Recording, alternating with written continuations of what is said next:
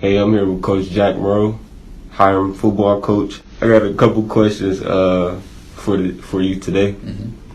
So I just want to start off by saying, what led you to Hiram?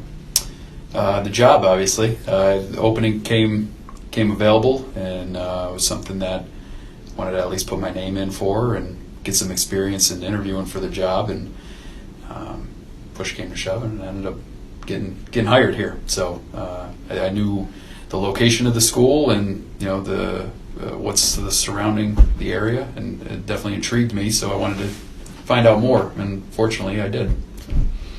Do you have any special places around campus or around the city that you like to visit? Yeah, I've been to the field station right off campus, which I enjoy a lot. I live in Streetsboro, which is about 20-25 minutes away from campus. So anywhere between here and there that might be able to stop and do some stuff. I've been able to get around a little bit. Obviously, the pandemic, I haven't been able to get around as much as I would like to, but I've been able to see some things. So speaking of the pandemic, how do you feel about the coronavirus in the season?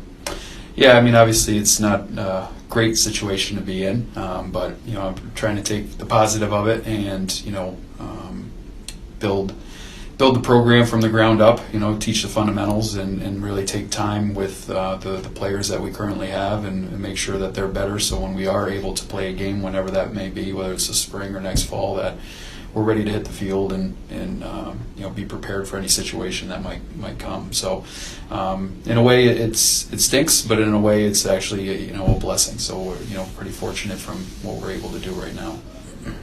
How do you think your family took moving here to Streetsboro and the coronavirus and not being able to really move around as much? Yeah.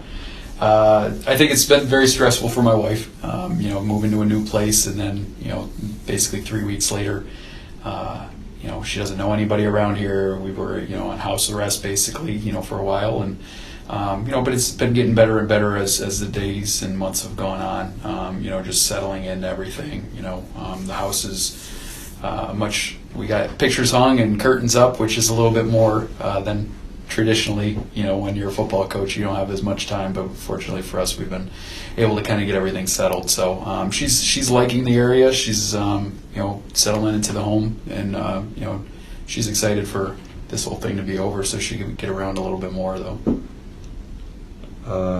So do you get to see them often, or is it just? Yeah, right now I get to see them much more than I would in a traditional fall season. I'm home at night. I get to tuck them in at night, and I usually will see them before I leave for work in the morning. If the season was going on, I probably wouldn't be able to see them that often. They would probably come to the field and practice more often than they've done thus far. So I do get to see them, and then Sundays are kind of like our day, to be a family right now, which is good. Okay, so for the people who would want to be a head coach in their future, Mm-hmm.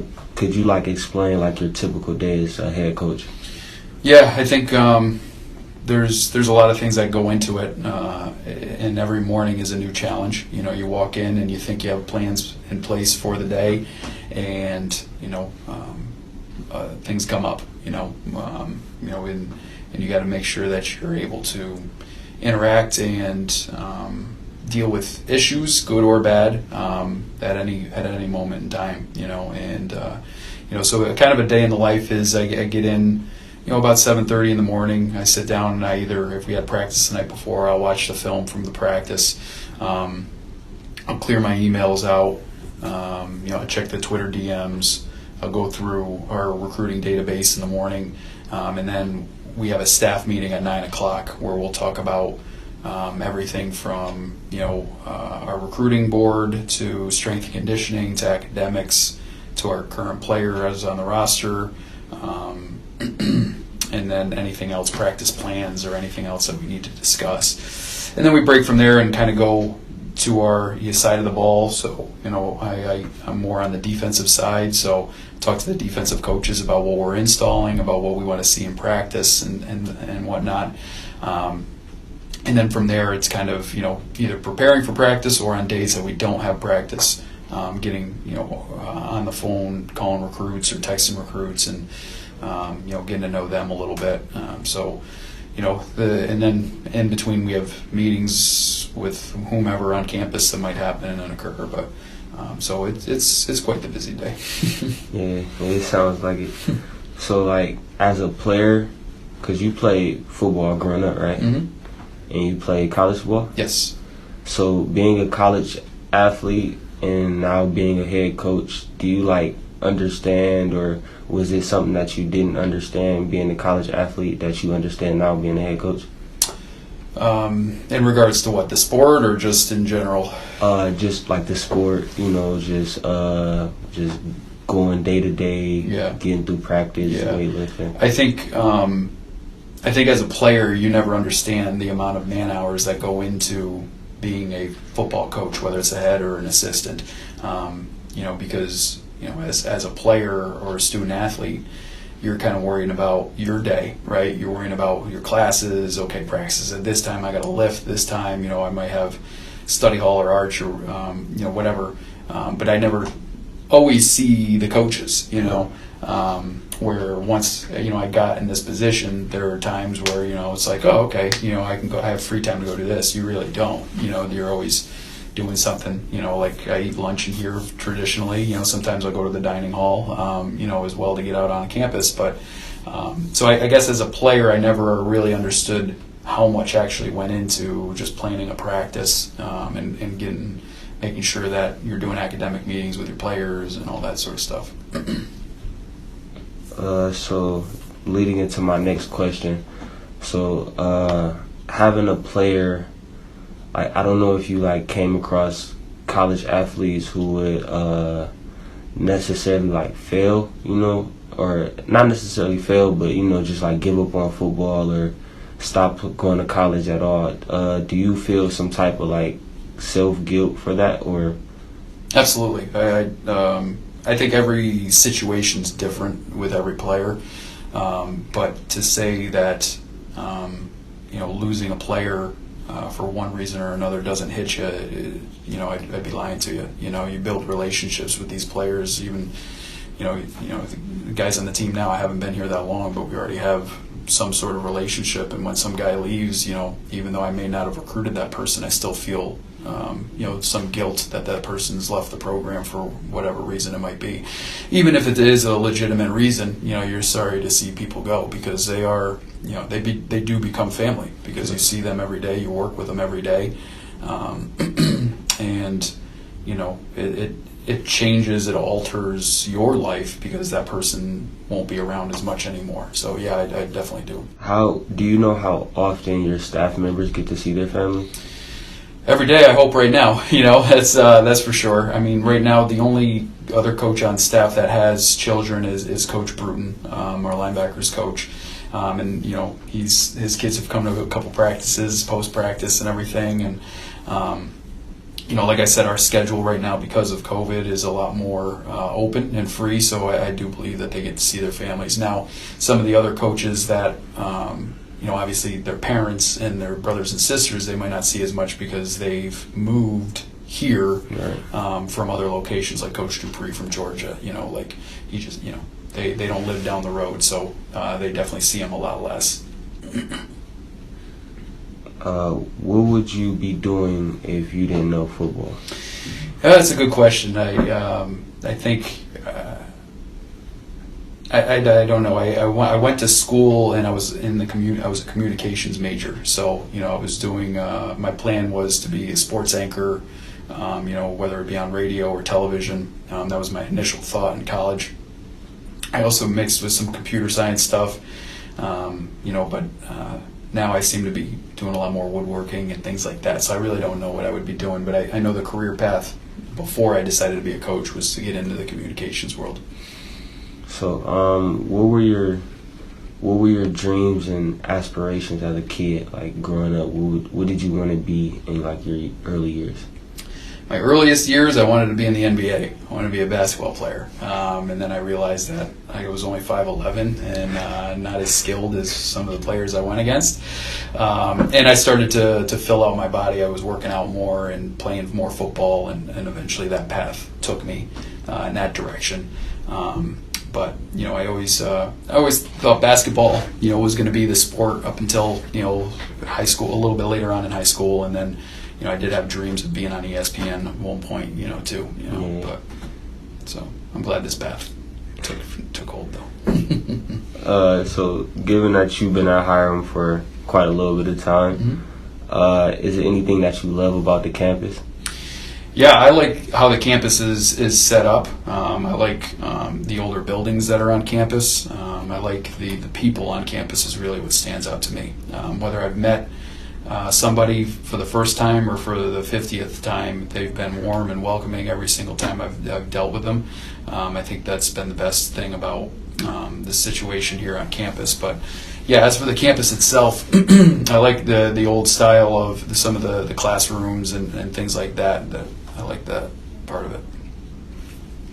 Okay, so what obstacles have you faced so far in your coaching career? Here or just in general? In general. In general, I think the biggest obstacles are the ones that are off the field. Obviously you always have obstacles on the field with, players or, certain schemes that might not work and all that. But, I think one of the first thing that came to my mind was, I had a player who lost his brother to a drug overdose, and we were on our way to a playoff game, and he got off the bus crying, and his parents were coming to pick him up. And at that moment, he came to me. He didn't come to any other coach. He came to me, and I felt for him because there was nothing I could do physically to help him at that moment. And I just I think situations like that, again, you build the bond with the players. That you lost it. I knew the family. I knew the parents very well at that time too. So I just I think that was one of the tougher moments in my coaching career. So, what college football team did you play for? Buffalo State College in Buffalo, New York. Could you talk about some of your best moments there, or one of your best moments? Yeah, I think there's a lot. I think some of the best moments though happened in the locker room with my teammates. Wins and losses. Obviously, I remember them. I remember plays. I remember things. But anytime that I get together with my old teammates, we talk about the locker room. We talk about practice. We talk about the things that weren't necessarily out in the forefront. But it was just the feeling that I had with my brothers and the coaching staff. Who I talked to my former head coach the other day on the phone. And he was like a father figure to me. When I was away at school, and that's kind of why I got into this profession. I couldn't get rid of that feeling of camaraderie and teamwork. Some of these professions don't have that, and that's definitely something that I needed to have in my career. Okay, so Coach, I know a lot of coaches and players have game day rituals. Mm-hmm. So do you have one of your own?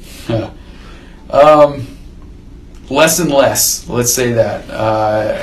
Less and less. During the national anthem, I usually say a little prayer. That's one that stuck with me throughout the years. I usually have a game day socks that I might put on. So it's less and less. As a player, I had you had to tie your cleats the same way. You had to wear these armbands and all that sort of stuff. But as you become a coach, it's just checking off the boxes, making sure you covered everything with your players, and it's less and less now for me, because on game day it's more about the players. It's making sure that you guys are ready to roll. The work from my standpoint hopefully is done at that point. Okay, so getting to the end of this interview, what advice would you give to someone who wants to be a football coach in the future? you gotta love it. You gotta love it. You gotta be able to work, and it's not just lip service that I'm saying it. Like there's times where, you're sitting, you're doing work, and next thing you know, you're 3 hours later in the day, and you're like, where'd that go? I would say it's anybody, whether you play college football or not, you can be a football coach, but you have to be able to put in the time, and in those, whether you played or not, the ones that didn't play need a little bit more time, but if they have the work ethic, it's going to work out. I think it's just like anything else in life. If you're willing to work at something, good things will happen. So I think you have to love the sport, you have to love working with people, and you have to love to recruit, because those are the big components of it. Thank you for your time, Coach Bro. No problem. Have a nice day. You too.